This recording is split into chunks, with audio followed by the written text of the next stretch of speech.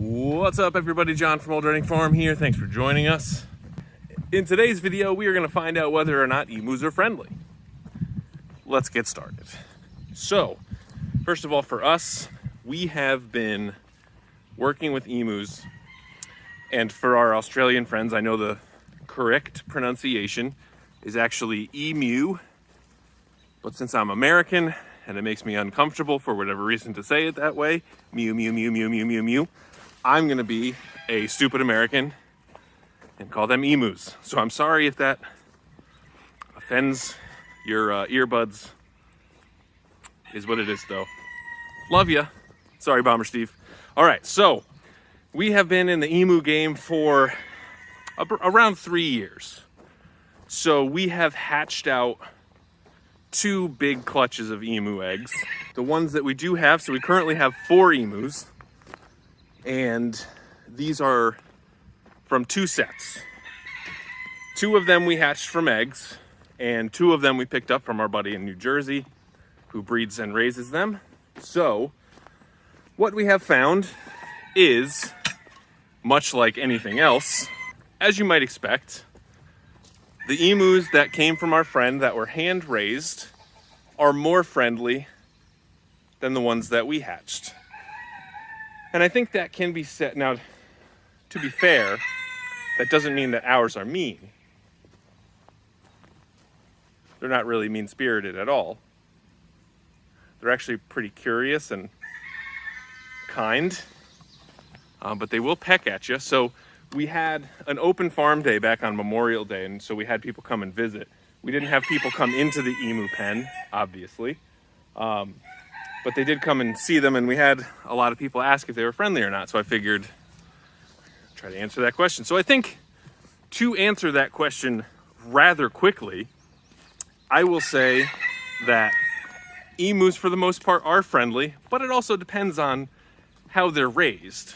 You know, as with a lot of animals, the more interaction that they have with humans, the more easily associated they will be with humans. So I believe this is one of the ones that we got from our friend in New Jersey.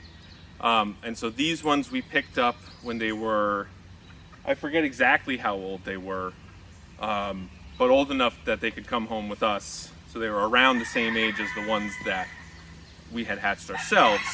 And so they do a really good job of integrating with and hanging out with the emus. So obviously, as you can see, these ones are pretty docile. Oh man, the bugs are coming after me, sorry. So anyway, like you can see here, these 2 are just hanging with me.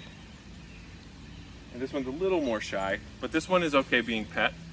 And so I think for the most part, emus, as long as you raise them, you know, with humans, they're gonna associate with humans, they're gonna know what humans are, and they're gonna know that they don't pose them any real harm for the most part. You know, when I come down here on the tractor, they will all start running around. And, you know, obviously if I start running around with my hands over my head and acting like a lunatic, they'll all act like lunatics too. So these guys are about 1.5 years old, and they should be coming to egg laying age this winter. So that'll be exciting to see, you know, whether we have girls, whether we have boys. Hopefully we have a mix of both, so hopefully we have fertile eggs, and we'll have to see. I mean, you know, emus are a pretty unique creature in that, I mean, they look like frickin' dinosaurs, but they also, you know, it's the males who sit on the egg, and they only have a specific egg laying season, which is over the winter. I think it's like for 3 months, from like November to February, something like that. So it's a very short season. But in general, yes, they are very friendly. And you'll see I'm actually very happy because this one right here, I don't know if you can see on his neck, that we had like either a thunderstorm or there must have been a predator around or something. Because he went running like crazy and ran into the fence and cut up his neck pretty good. And so we had found that the other emus were sort of picking at him. So they make this stuff called Blue Coat, which is an antifungal, antibacterial spray, and it sprays on blue, so it dyes it indigo. Because when animals like this see red, they tend to pick at it. Same thing with chickens. But anyway, So to answer the question on whether emus are friendly or not, ours are. And I think that's just sort of, you know, we tried to spend time with them. One thing that we were careful of was we didn't spend like an overt or like a super crazy amount of time with them, because if you ever watched White House on the Hills series of videos on their emus, which was very in-depth and one of the definitely like a video series that we watched to get ourselves ready for emus, they ended up having one of their emus imprint on them and then wasn't able to mate with the other emus and really wanted to try to mate with the humans, which is a problem.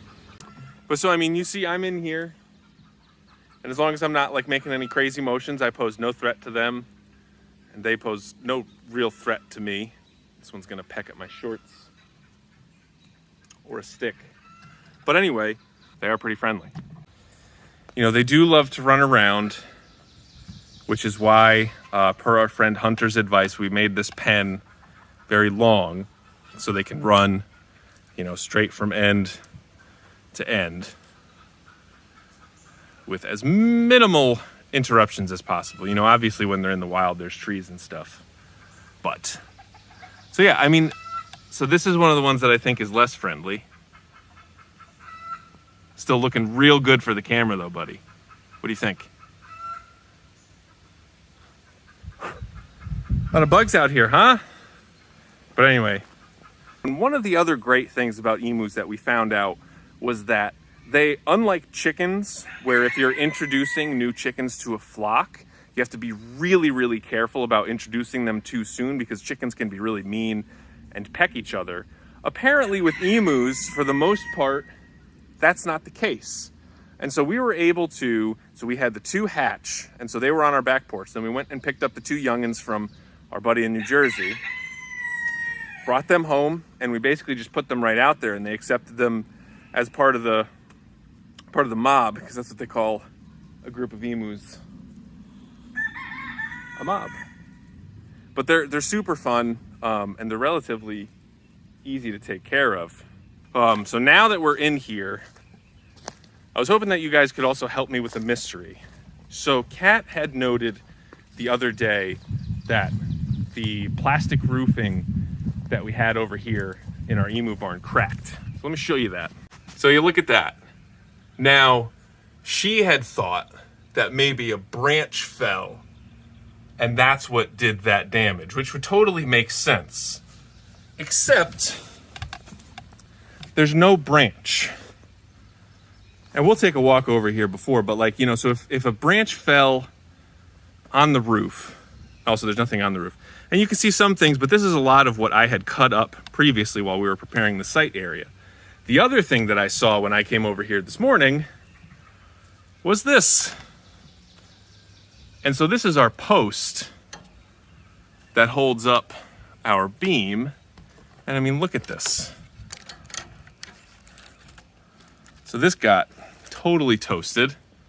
We also had one of our rafters basically explode. I mean, look at that. That is some explosive damage. I mean, look at it. That rafter, you know, so there's two rafters here that were screwed together. But so, I mean, that one just like exploded. And I mean, we still have like the rafter there, so it'll be fine. And you can also see there was some stress on our strapping here. So anyway, you know, I mean, what branch could have hit this hard enough that it would crack our beam, that would crack our post, explode one of our rafters, and do some damage to that. All right, so now we're on the outside, and you can see there's a lot of branches down on the ground. But so this one, which I looked at this and I thought maybe this was it, but this was one that I had cut months ago and just left here. And now there is this big oak tree right behind it. And you know, there's some branches up there that are right in the drop zone, but I mean, where is the branch. And also, like, so that would need to be a pretty significant branch to fall and do that much damage. I mean, you know, a little piece of dead wood, I would totally see cracking the plastic roof. But doing that damage, no, it would have to be something very heavy. So I wonder, and Kat wonders, if maybe that was a little bear. Could it have been a bear in the tree? Is there something, like some other animal in the tree that would drop from that far and cause that much damage? Again, like the cracked roofing, I think that could be almost anything. But to totally destroy that rafter and crack one of our posts, I can't imagine it would be anything other than at least a couple 100 pounds falling fast. And also to then leave no trace whatsoever. You know, and I mean, I'm no tracker, so I don't see really any prints or anything like that. And we were tramping around all over here this morning, so any tracks that there were, we probably destroyed anyway. So, but I don't know. Do you guys have any thoughts of what that could be? Again, we have this big tree, and there's a branch way up there. But I would think that if a branch fell, we would see at least some of the debris. But I don't know. Do bears climb that high? Could a raccoon do that much damage? I don't know. I need your help with that one, because that is a mystery. Anyway, thank you guys very much for watching this video. We really appreciate it. Tell me what you think happened down in the comments down below, and we'll see you next time.